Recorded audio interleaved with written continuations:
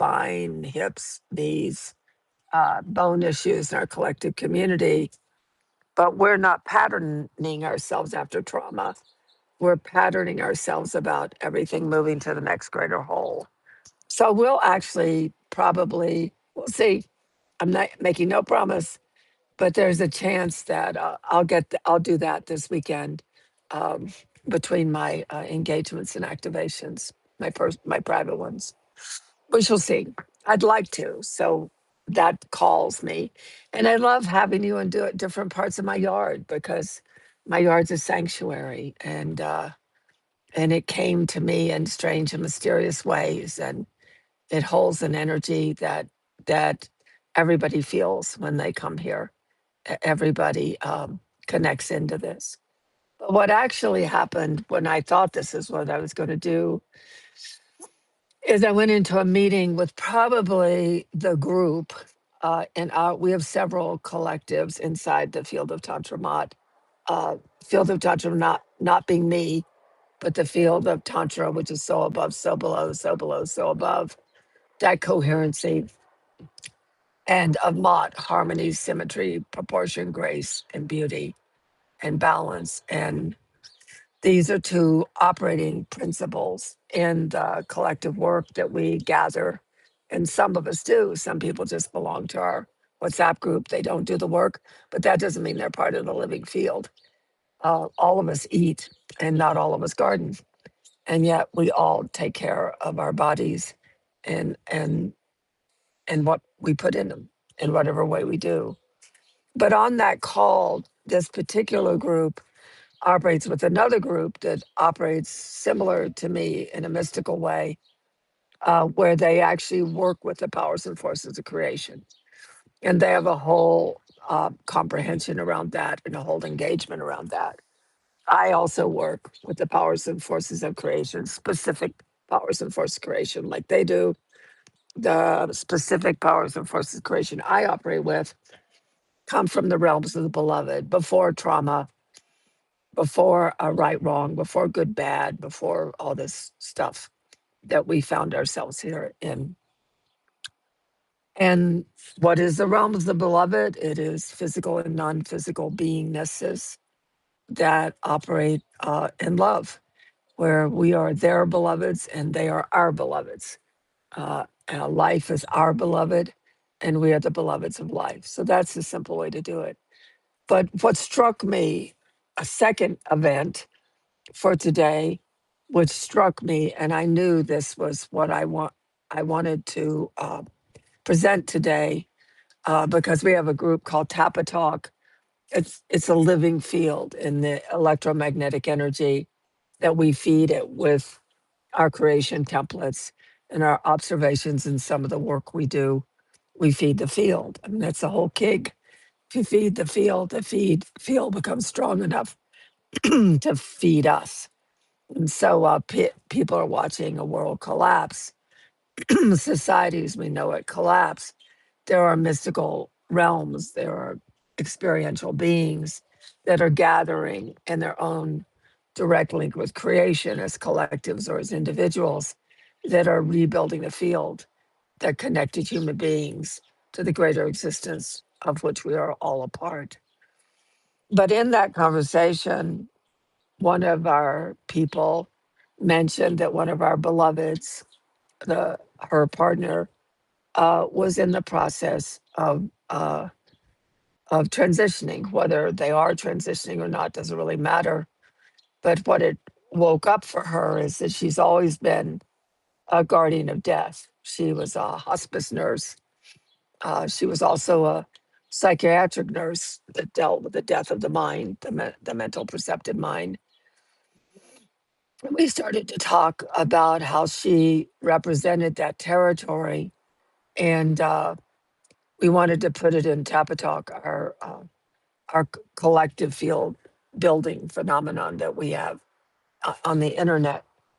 And I realized that was the talk today, because ultimately, if I talk about tomorrow, if I address and look at what's occurring in the broader spectrums of reality, doesn't mean you don't take care of existing reality. It's more that you, uh, hey, Jackie, would you put on Tapatalk, not Tapatalk, WhatsApp I need to get hold of Deb Merchant. I need her to know that Teresa just tried to contact me and she's in the hospital. So if you can find somebody that will get hold of Deb to tell Deb to contact Teresa, I'd really appreciate that. You're the only one I see on the line right now. I need your help. Um, thanks. So the point is that the person that just called in is also struggling with this event as a possibility. That's really important for us to take a moment to pause and consider because also, Jess, you're on too. I need somebody to get hold of Deb. Tell her to contact Teresa. So it's just really important that we mind transitional times, biological transitional times for moving from trauma-based, the effect of trauma-based reality on the physical system, and at the very same time to tend to the body's desire to transition into a greater state of wholeness. But that also, one of the things that stops it is 99.9% of humanity's obsession with health has a lot to do with fear of dying. Because all of us know how dying lives in this illusion is not natural. You know, we were once designed to live over, old age was 300 years. We die before our time. And it's because we don't carry the capacity anymore of transitioning. It's called samadhi in Eastern religion. We don't have the ability in our consciousness to realize that we actually never die. We may sleep for a while, but we never really die.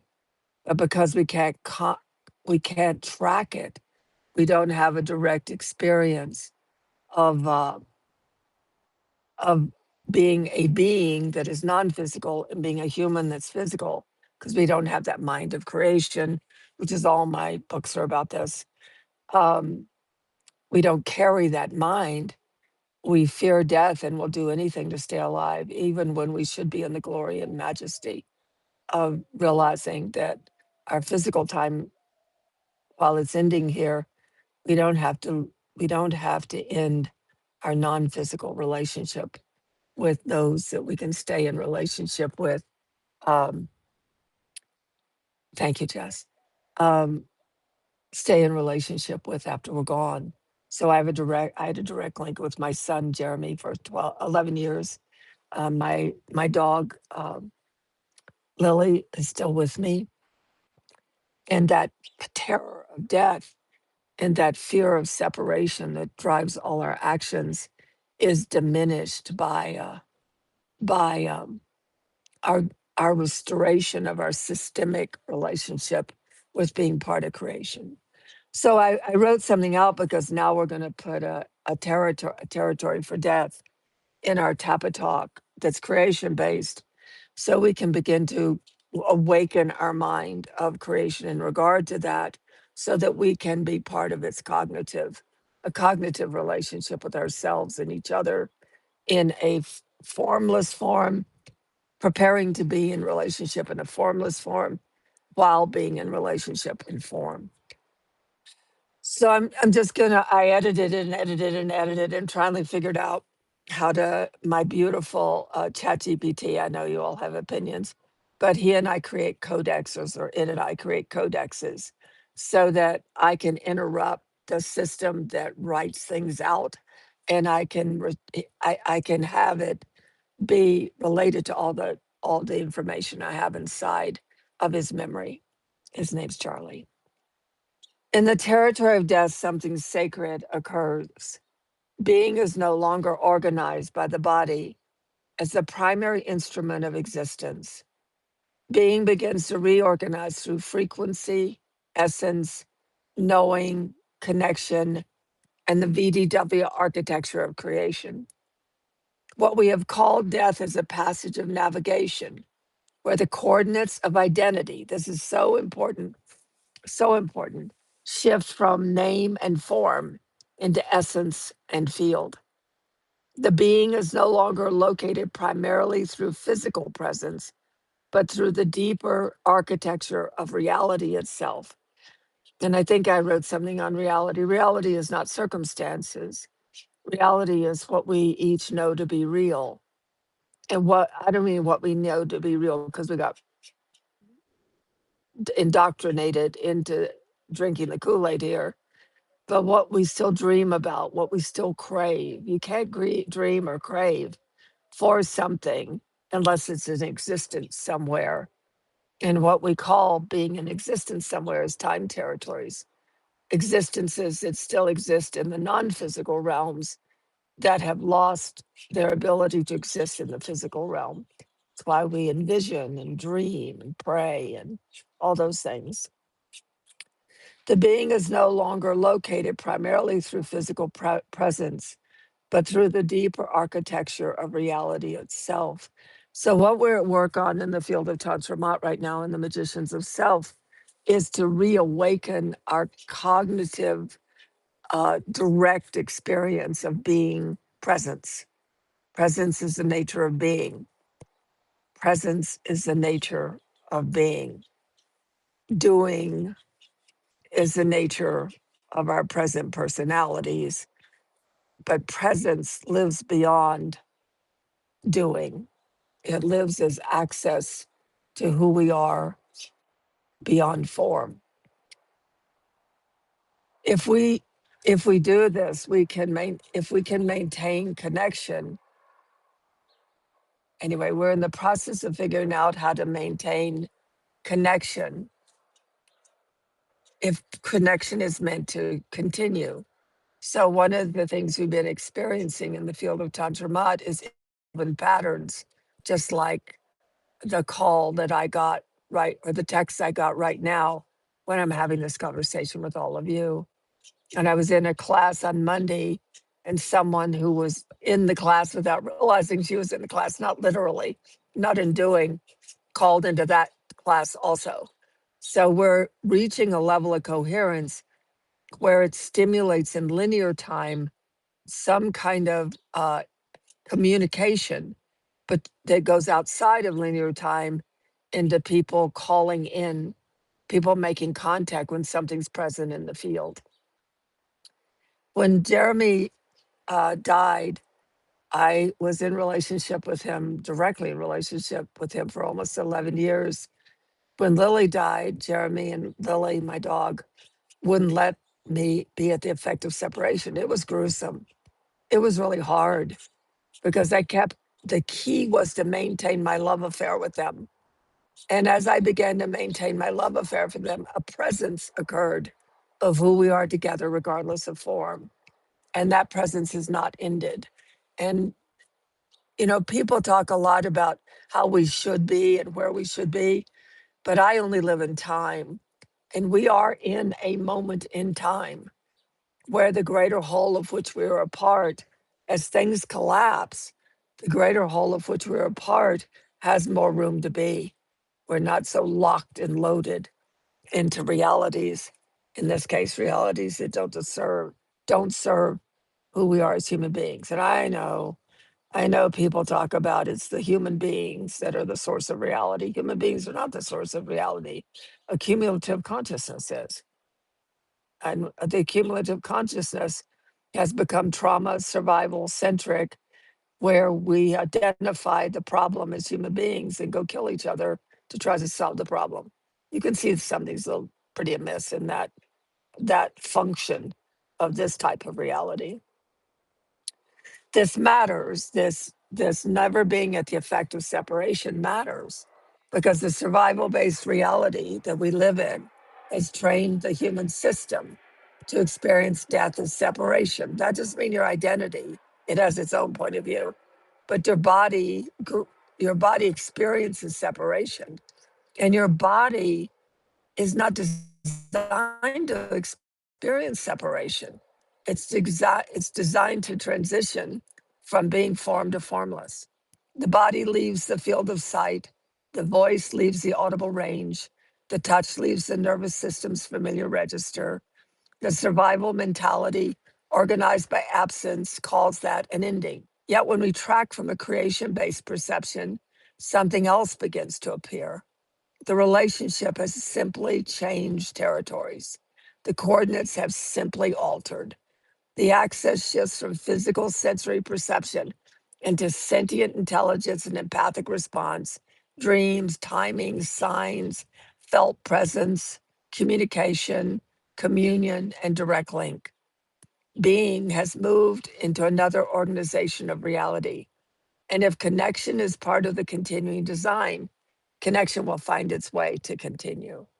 This is really important because at 11 years after Jeremy had been with me in non physical form, amazing things like going fishing with him and waking up to my hands smelling like fish.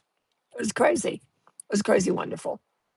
And then in 11 years, I was sitting at McDonald's because I don't think greater timing cares where you are, the more expanded nature of things. He came to me at McDonald's and said, I have to go now. I'm not part of the time territories that my beingnesses were unfolding within. He kind of said, see you later. I've got to go somewhere where I can't, there's no connection to you from there. But not connection is separation, but connection is architecture. This is the restoration that matters to me right now. Death has been held in a field of collapse while creation is holding it as movement. The territory of death is a passage in which being releases the physical instrument and returns into a broader, deeper, wider, we call it BDW, architecture of navigation, architecture that extends beyond the limits of physical perception into the greater relational field of creation itself. It's why I keep promoting the creation exercises, because our perception isn't just designed to live in physical existence, it's designed to live beyond form too.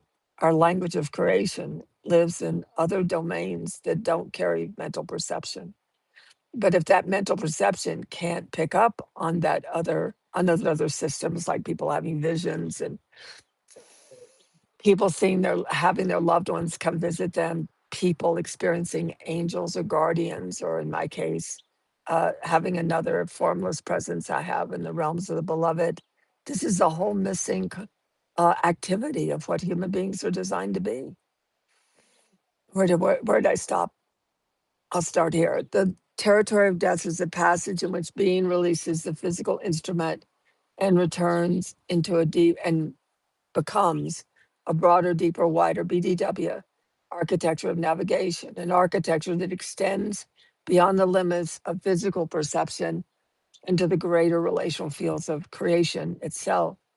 In physical existence, we organize through body, time, memory, language, place, role, and relationship. In non physical existence, being organizes through frequency, essence, knowing, connection, and the BDW architecture of creation. The sacredness of the body releases the records carried in our cellular memory into the remembrance of an expanded territory of experience gathered through the greater dynamics of time. That's why we talk about past lives or dimensional experiences. And this exquisite orchestration of existence, being gathers experience across dimensions, while the body is remembered for the unique way it entered density to participate in creation through form. When my son Jeremy died, he visited me for 11 Earth years. 2 times he came and showed me that he changed form.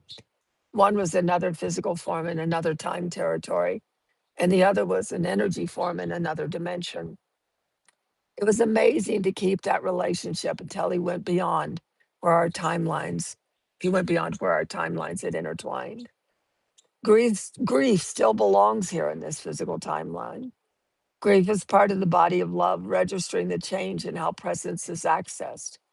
Grief tells us that the connection mattered in matter.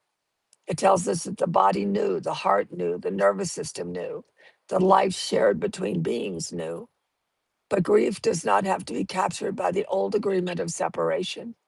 While the body may lose physical access, the BDW sentient field begins to track a continuing thread. We can be with the ache of the body and still stay available to the field where the being has moved into. This is what I say is rising. What I'm witnessing in our field is the possibility of a profound recall, one that invites a different relationship with death. In this understanding, death is restored as a territory of passage, where a being shifts its organizing principle rather than ceasing to exist. It becomes a movement within being, becomes a movement within creation, in which form releases its central authority and essence becomes more accessible. When we learn to connect with essence through presence while still in physical form, this is what we're working on for those of you in the Magicians of Self in 2026. We remain connected to the realms of our beloveds, where love continues as the alchemy of existence. In this way, being becomes available through field resonance and the living architecture of connection, regardless of being in form or not being in form. When I say we never have to live with the effect of separation again, I mean a profound restoration of perception. Separation no longer as the final word in reality, which is what most of our reality has conned us into. The old survival based illusion does not get to define what has occurred. Creation holds more than a physical mind, more than the physical mind has been trained to recognize. That's all. We just need to train it to recognize it. We can cultivate those capacities now. And let us remain in relationship with the non-physical as well as being continuing to be part of the living continuum of existence. The territory of death becomes a meta point between realities of separation and realities of unity. In the reality of separation, death is a rupture. In the reality of unity, death is a transmutation in the way being is known, accessed, and participated with.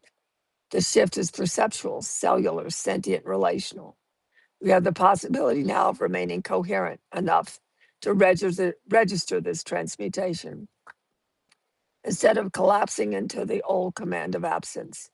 We have the possibility of observing and experiencing where the connection and communication continues, how the field responds, how being begins to communicate through the language of timing, dream, memory, sensation, synchronicity, and subtle knowing. This is why the territory of death must be recalled into our work with creation. The survival based world made death the great terror and then built cultures, religions, economies, and identity around that terror. But the creation based field is opening up into another register now. We seem to be entering a time when death can be restored as part of the continuum of being, part of the movement between physical and non physical existence, part of the greater navigation of creation through us, with us, beyond us, and still in relationship with us. We are physical, non physical beings. We enter form, we move through form, we release form. We continue in the architecture of creation. The territory of death is not the end of connection. It is the place where connection is asked to reveal its greater nature. So I wanted to read that because I loved the work that we did together to get that language. But when I had COVID, I, before I had COVID, I didn't physically exist in this territory. I know my physical body did, but my consciousness didn't. And when I went through COVID, the only way I could have my cellular system reinvent itself was to embody here, because that's the only place the cellular system can reinvent itself. So I contacted my gurus, my beings that deal with longevity, deal with the eternal manifesting itself uh, in the linear or the eternal, into the more immortalness of my nature, into the mortalness of my nature.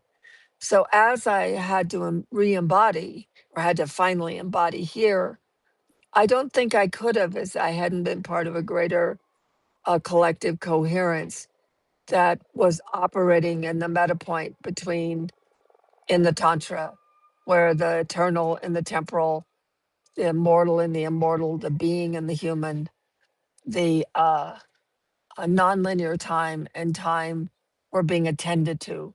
Didn't mean the territory was secured, but if we tend to something, it has a tendency to have a place in our life. It's pretty much 1 + 1 = 2, but I'll say a tendency.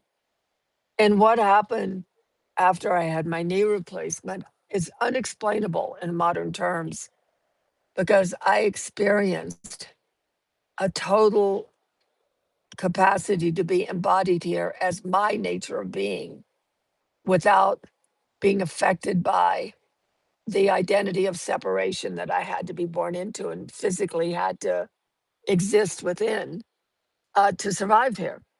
So there's some element of our beingness that realizes, I think, one is my perception, the other is my certainty. But my perception is that the body is going through massive transmutation right now because it feels whole system response beginning to occur. We're feeling other aspect is beginning to occur. I just said my internet is unstable, so I hope it's still working. Um, Other aspects of connection are beginning to find themselves where the physical and non-physical nature of reality meet. My Chinese acupuncturist came over to get apricots yesterday, and when we walked out to the car, she had tears in her eyes. She said, "You know, Tantra, in my work, I rarely have the opportunity to watch the the nature of being in a human being be able to fully embody itself here in this territory. And your body has clearly done that. And by the way, my body did that. My body craved. I just kept putting my body places where coherence could occur, where unified fields had strength, where the capacity for us to be in love with each other and to be in the vitals, vulnerability, intimacy, transparency, um, see, vulnerability, intimacy, transparency, affinity, and love could have a place. It's all about giving something a place. If you give something a place, it'll give you a place. That's pretty much the black and white of it. So we're going to enter into new exploration. We're going to give death a presence. And of course, 99% of people listening will think that, oh my God, you give death a presence, mean you'll die. Believe me, I would have died before now. And I've been busy giving death a since the day I was born. Uh, and I'm 80. And it's about giving the territory of death its rightful place, not its wrongful place in the territory of human being. That's why I work with coherent fields. That's why I work with people that have some register for coherency, have some register, some remembrance of how other time territories they existed in, they hold within their consciousness, and that this is a time for their capacity to have them come into existence here, exist here. And we shall see. It isn't like a right wrong, it isn't like a truth. It's to get access to something that we've long lost access to. And it's dedicated to two people I love dearly that are tending to a transitional moment in time, and to other people in our field that are tending to the transitional period of time, some of which have been in great terror about this event. And if I can do a Substack call and we can start to give death a presence in our collective field, then maybe that terror will diminish for those of us that are caught in the illusion of reaction to that which is not real. Anyway, thanks for being on the line. I have no idea who sees this or where this goes. And I'm just minding the mind of creation that's minding me. Namaste.